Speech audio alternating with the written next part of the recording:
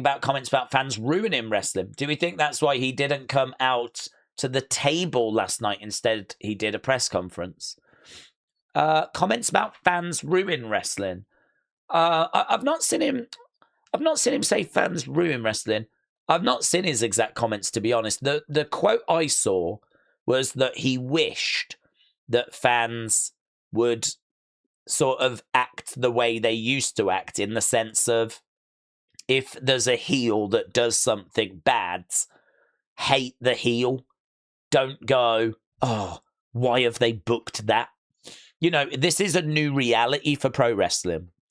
And it's been a big shift. And I feel quite fortunate to have witnessed that shift.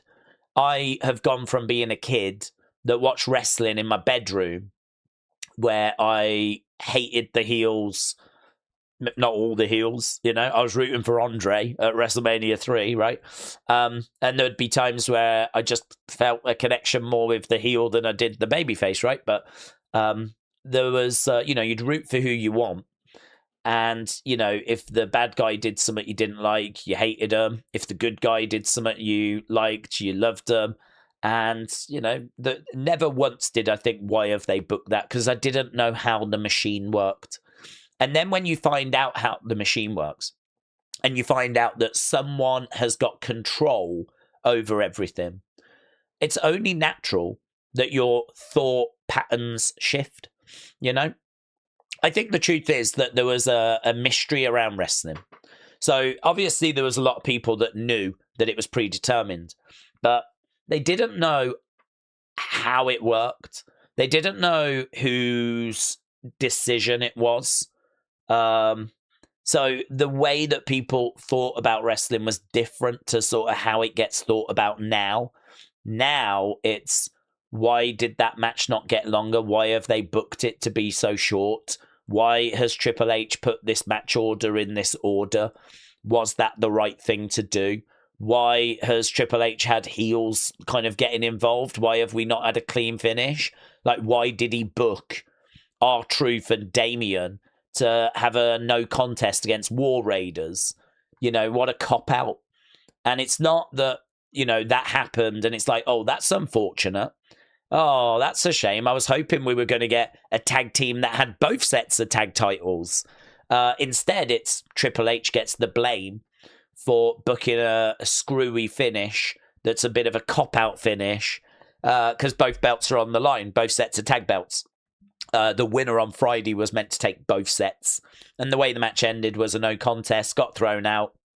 And so both teams just kept their belts. Back in the day, it might have been, you know, at least they get to keep their belts kind of a thing, you know. It's a shame that R-Truth and Damien don't get the other belts, but at least they don't lose theirs. You know, that might be how I thought about it as a kid. How we think about it now as adults is, why has Triple H booked that? But the truth is that, how are you going to change that? There is no way of changing that, because unless wrestling goes back behind a wall of secrecy, I don't, and even then, how's that going to work? Because there's always going to be leaks. You know, the dirt sheets have always largely existed, but obviously they've operated in the shadows. So there was limited reach for them. Whereas now there is not limited reach because of the internet. So it means that all of a sudden everyone can find out everything, you know. If Dave Meltzer or anyone finds out a piece of information, back in the day, that would have gone on a chat room in a forum, and, you know, X amount of people will have known about it. But the majority would not, because it would not have got out to the wider fan base. Now, you know, it's everywhere. It's unavoidable. You know, that difference, that shift has completely changed wrestling. Completely changed wrestling. And I mean, unless someone can tell me, unless the internet goes away, unless social media disappears, and it's hard to see that happening, I don't see how wrestling can go back to how it goes back to. I think Triple H should accept that, understand that, and I'm sure he does. And I think the goal for him is to try and book knowing that. So, for example, R-Truth, Damian Priest versus War Raiders. Don't tease that you're going to have two teams leaving with two sets of belts if you know you're going to do a screwy finish where both teams end up leaving with the belts they came in with, right? You're going to get blamed for that. And you deserve to be blamed for that, right? Because you've teased that you're going to do something and then you've not delivered. Now, in his mind, he's saying, yeah, but that's a result that could happen. And it's like, yes, it could. But you need to start thinking that that shouldn't happen. If you're going to tease something, you pull the trigger on it. Damian Priest and R-Truth, or even the War Raiders, right? But they should have left with both sets of belts. Because you said that the match was going to be for both sets of belts. So they should have left with both sets of belts. Just because you've got the option to book a way out that ensures that doesn't happen, you can't take it. Not in this day and age. There's going to be criticism, and you're going to deserve that criticism. If you're going to book a Hell in a Cell, people are going to look for a Hell in a Cell match. They're going to want blood. They're going to want weapons. They're going to want the cell being used. Don't have to climb it. It's not like every cell we've seen people climbing it. But it needs to get used more. Otherwise, the criticism that I was seeing yesterday was, you can't, you might as well have done a street fight, right?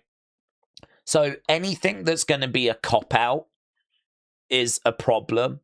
If you're going to tease a match, you need to fully utilize that match type and not just do it because it looks good and it's going to drive views, You're going to have to really deliver. You got to, that's the word, isn't it? It's deliver. You got to deliver on what you're promising. You promised a Hell in a Cell. People have expectations. You got to meet those expectations. And, people will still complain about why did they have this person win? Why did they have that person win? But I think people also understand that there's going to have to be a decision made in that regard, right? You're going to have to pick a lane. You're always going to have to choose person A or person B. And you might not understand why we've gone with person B, but it might show itself in the grand scheme of things. Just like WrestleMania 39, Cody lost. Well, it's okay because actually he wins at 40. And I think everyone would agree that was the right call in the end, right? At the time, it might not have felt that way. And I think if you're Triple H, you can probably accept some short-term pain and some short-term complaints, knowing that in the long run, it's going to be better. So that's fine. I think you've got to accept that that's going to happen. There's not really too much you can do about that.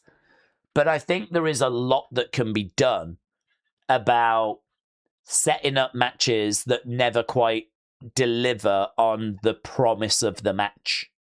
And I think that for me, that is something he really does need to work on. That's something that he really does need to focus on.